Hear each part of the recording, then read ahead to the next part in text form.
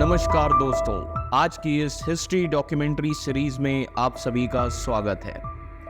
तो दोस्तों, आज के इस एपिसोड में हम बात करने वाले हैं उस देश के बारे में जिसको काफ़ी खतरनाक डिक्टेटरशिप यानी कि तानाशाह कहा जाता है। जी हाँ, हम बात करने वाले हैं नॉर्थ कोरिया की। तो दोस्तों, क्या आपको पता है भारत पर दुनिया के सबसे खतरनाक देश का भरोसा है? ये एक राष्ट्र जो कि आइसोलेट है, न्यूक्लियर आर्म तानाशाह है, लेकिन ये दशकों से भारत का मित्र रहा है। जी हाँ दोस्तों, तो आइए देखते हैं। अब दशकों से भारत के उत्तर कोरिया के साथ घनिष्ठ संबंध रहे हैं। ये इस तथ्य के बावजूद है कि उत्तर कोरिया दुनिया के सबसे अलग थलग और खतरनाक देशों में से एक है। इसके दुष्ट परमाणु कार्यक्रम के कारण संयुक्त राष्ट्र के बड़े प्रतिबंध लगे। तो फिर उत्तर कोरिया भारत के साथ क्यों काम करता है? तो दोस्तों, इसकी कहानी की शुरुआत होती है 1950 से। जी हाँ, 1950 में कोरियन वॉर छिड़ गया था। कम्युनिस्ट उत्तर कोरिया, जो कि चीन और सोवियत संघ द्वारा समर्थित, ने दक्षिण कोरिया, जो कि अमेरिका द्वारा समर्थित, से लड़ाई लड़ी। जैसे ही संघर्ष गतिरोध बन गया, भारत को शांति के लिए मीडिएट करने के लिए आमंत्रित किया गया और भारत ने एक संतुलित रुख अपनाया और एंटी कम्युनिस्ट रुख अपनाने से इनकार कर दिया। जी हाँ दोस्तों, इसने दक्षिण और उत्तर कोरिया दोनों के साथ संबंध बनाए रखने और संतुलन बनाए रखने की भारत की नीति को स्थापित किया।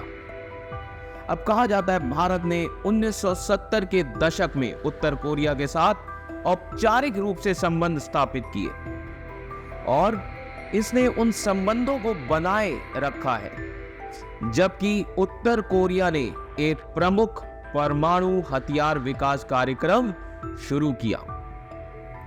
उत्तर कोरिया के परमाणु परीक्षणों और मिसाइल लॉन्च ने एशिया की सुरक्षा को खतरे में डाल दिया है। इन परीक्षणों ने इसके राजनयिक अलगाव को भी जन्म दे दिया, लेकिन भारत ने देश के साथ संपर्क तोड़ने से इनकार कर दिया। जी हाँ दोस्तों, लंबे समय तक भारत उत्तर कोरिया का दूसरा या तीसरा सबसे बड़ा व्यापारिक भागीदार था। भारत ने कुछ देशों में से एक है जिसका प्योंगयांग में एम्बेसी है।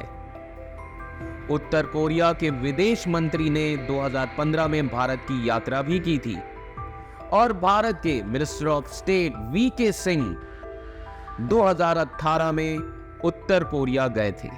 जी हां, अब जब वीके सिंह की यात्रा हुई, उस समय वीके सिंह की यात्रा ने विशेष रूप से अंतरराष्ट्रीय ध्यान आकर्षित किया, क्योंकि इस तरह की घटना बहुत रेयर है। 2017 में अमेरिका ने भारत से उत्तर कोरिया के साथ अपने राजनयिक संपर्कों को कम करने के लिए भी कहा और उस समय भारत की विदेश मंत्री सुषमा स्वराज ने इसके लिए इनकार कर दिया और कहा कि भारत संचार को खुला रख सकता है उत्तर कोरिया के साथ। भारत ने उत्तर कोरियाई डिप्लोमेट्स को ट्रेन करना भी जारी रखा। 2016 में संयुक्त राष्ट्र ने खुलासा किया कि देहरादून का एक संस्थान वर्षों से उत्तर कोरियाई परमाणु वैज्ञानिकों को प्रशिक्षित कर रहा था। भारत ने भी महत्वपूर्ण सहायता दी है। 2022 में उत्तर कोरिया ने कथित तौर पर भारत से चावल की मांग भी की, जब बाढ़ ने उत्तर कोरिया की फसल को पूरी तरह से नष्ट कर दिया था। लेकिन भारत दुनिया के सबसे खतरनाक देशों में से एक से क्यों जुड़ा हुआ है? क्या रीजन है इसके पीछे? तो आइए देखते हैं। भारत की रुचि उत्तर कोरिया के परमाणु कार्यक्रम और पाकिस्तान के साथ संबंधों में है। वर्षों तक पाकिस्तानी परमाणु तकनीक ने नॉर्थ कोरिया को अपने स्वयं के परमाणु हथियार विकसित करने में मदद की। इसीलिए उत्तर कोरिया ने भी पाकिस्तान को मिसाइल विकसित करने में मदद की है। तो भारत ने पाकिस्तान और उत्तर कोरिया के बीच इन संबंधों के बारे में अंतरराष्ट्रीय समुदाय को लगातार बताया है और ये सुनिश्चित करने के लिए उत्तर कोरिया के साथ काम करता है कि उत्तर कोरिया भारत की सुरक्षा के हितों का सम्मान करे। इसीलिए जब हमारे minister of state VK Singh की 2018 की यात्रा के दौरान उत्तर कोरिया ने सार्वजनिक रूप से भारत की सुरक्षा को खतरे में नहीं डालने का भी वादा किया, जबकि उत्तर कोरिया चीन के बेहद करीब है।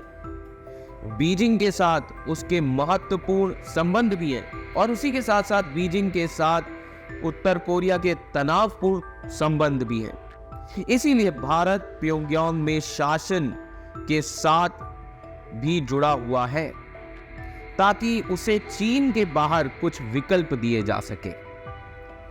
लेकिन भारत और उत्तर कोरिया के संबंध भी सीमित है। भारत उत्तर कोरिया की तुलना में अमेरिका और दक्षिण कोरिया के बहुत करीब है।